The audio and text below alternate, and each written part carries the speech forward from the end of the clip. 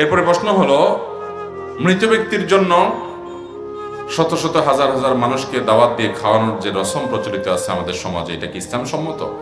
দেখুন, এই প্রশ্ন উত্তর আমরা সব এলাকাতে গেলে দিতে হয় এবং সব এলাকাতে কম বেশ চালু আছে। আমাদের দেশের সবচেয়ে প্রতিষ্ঠিত বেদাত হলো এটি, ইসলামের নামে একটা ভুল প্রচলন হলো এটি যে কোনো মানুষ মারা গেলে যিনি মারা যান তার ওয়ারিসরা এলাকার সবাইকে দাওয়াত দিয়ে খাওয়ান লাগে। চেয়ারম্যান সাহেব নিজেই বললেন যে ওনার দাদা মারা গেছেন, আর ওনার দাদি মারা যাওয়ার পরে পুরা গ্রামের মানুষ 18-20 হাজার মানুষ এই ময়দানে আশেপাশে ওনারা খাওয়াইছেন। পরে উনি মাসআলা বুঝছেন, ওনার বাবা আলহামদুলিল্লাহ উনি দুনিয়া থেকে চলে গেছেন, ওনারা আর সেগুলা করেন নাই। বলেন আলহামদুলিল্লাহ। ভাইরা আমার, মানুষ মানুষকে কখন খাওয়ায়? বলেন, খুশি হইলে খাওয়ায়, ঠিক না? আপনার একটা কোনো অর্জন হয়েছে, দোস্তরে চা খাওয়ান, পানি খাওয়ান, চাইনিজ খাওয়ান, কিছু একটা খাওয়ান। আল্লাহ আপনার একটা বাচ্চা দিয়েছে, আকিকা খাওয়ান খুশির চোটে, তাই না? আপনি বিয়ে করছেন, নতুন বউ ঘরে আসছে, খুশির চোটে অলিমা খাওয়ান। তাইলে মানুষ খুশি হলে তখন খাওয়ায়। ছেলে পরীক্ষা পাস করছে, মিষ্টি খাওয়ান, তাই না? আপনার বাবা, আপনার মা, আপনার দাদা দাদি, নানা নানি মারা গেছেন, আপনি অনেক খুশি, তাহলে আপনি কেন খাওয়াচ্ছেন পাবলিকে? খুশি হলে না মানুষ খাওয়ায়। গরু জবা করে আপনি জিয়াফত দিয়ে খাওয়াচ্ছেন, মানেটা কি? ভাইরা আমার, আমাদের নবী করিম সাল্লাল্লাহু আলাইহি সাল্লাম দুনিয়া থেকে ওয়াফাতের পর, দুনিয়া থেকে যাওয়ার পর সাহাবীরা মদিনায় কয় হাজার মানুষ খাওয়াইছিল? প্রশ্ন আমার বুঝেন নাই? আমার নবী করিম সাল্লাল্লাহু আলাইহি সাল্লামের ওয়াফাতের পর আবু বকর, ওমর, উসমান, আলী সহ অন্যান্য যে সাহাবা ইকরাম ছিলেন রিদওয়ানুল্লাহি আজমাইন, ওনারা কয় হাজার মানুষ খাওয়াইছে? কোন জাল হাদিস থেকেও খুঁজে পাবেন না যে সাহাবীরা কোনো খাবারের ব্যবস্থা। আমরা কোত্থেকে পাইলাম এটা? নবীজির ওয়াফাতে যদি সাহাবীরা না করেন, তো আমাদের আত্মীয়স্বজনের ওয়াফাতে আমরা করার এই শিক্ষা আমাদেরকে কে দিল? এটা হিন্দু ভাইদের থেকে আসছে। কোত্থেকে আসছে?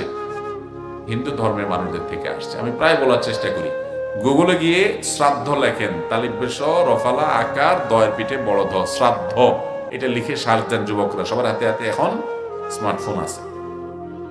এটা দেখার পরে সার্চ রেজাল্ট যে আসে, এগুলো বেশ কয়েকটা আর্টিকেল, হিন্দুদের বিভিন্ন ওয়েবসাইট, তাদের ব্লগ, এগুলোতে ঢুকে দেখেন যে এটা কোত্থেকে আসছে। এমনকি আপনার বিভিন্ন জাতীয় দৈনিক আছে ভারতের, সেগুলোতেও দেখবেন এই শ্রাদ্ধ সম্পর্কে বিস্তারিত ডিটেল পাবেন।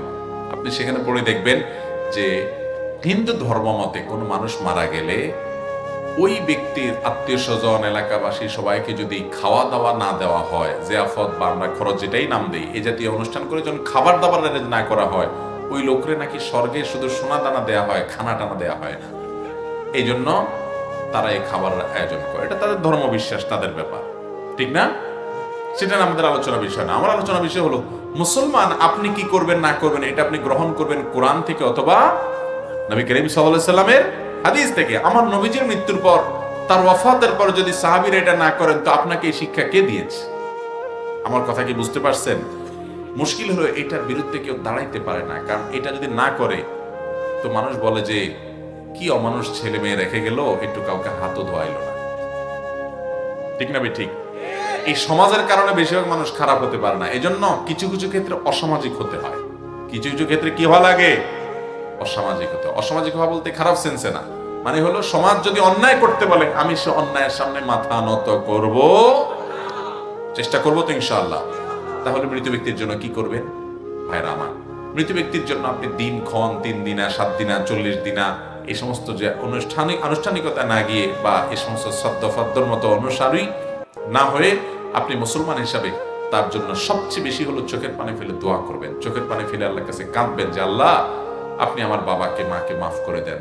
এটা হলো সবচেয়ে বড় কাজ। গোটা কোরআন জুড়ে নির্দেশ আছে, দোয়া অনেক বড় হাতিয়ার, এটা করবেন। আলেমদের কাছে, মুরব্বীদের কাছে দোয়া চাইবেন, এটাও ঠিক আছে। এর পাশাপাশি গরিব দুঃখীদেরকে দান সাদেকা করবেন, এটাও ঠিক আছে।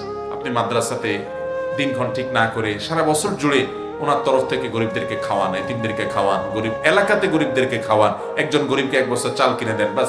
কোনো আনুষ্ঠানিকতা যে এটা না করলে হবে না, ওইটা না করলে ওনার এই অসুবিধা হবে, এটা করতে হয়। বিশেষ করে এই যে মৃত ব্যক্তিকে কেন্দ্র করে যে জিয়াফত হয়, এই জিয়াফতটা দেখলে বোঝার উপায় থাকে না এটা কোনো বিয়ের অনুষ্ঠান না কোনো মৃত ব্যক্তির খাবারের অনুষ্ঠান। সামিয়ানা টামিয়ানা টাঙ্গায়া এলাকার সব ছেলে মেয়ে সব একসাথে করে, কি রে ভাই এগুলো কি? হ্যাঁ, যিনি মারা গেছেন তার পরিবারের লোকদেরকে এলাকাবাসী খাওয়াইতে হবে, ঠিক না ভাই? ঠিক। আমার দেশে খাওয়ায় ঠিকই, 2-4 বেলা সবাই একটু খানা টানা পাঠায়, আর এই লোকটা মারা গেছে, তার ফ্যামিলির লোকরা রান্নাবাড়া করার মতো মুড নাই, মানসিকতা নাই, তো খাবার দেয়।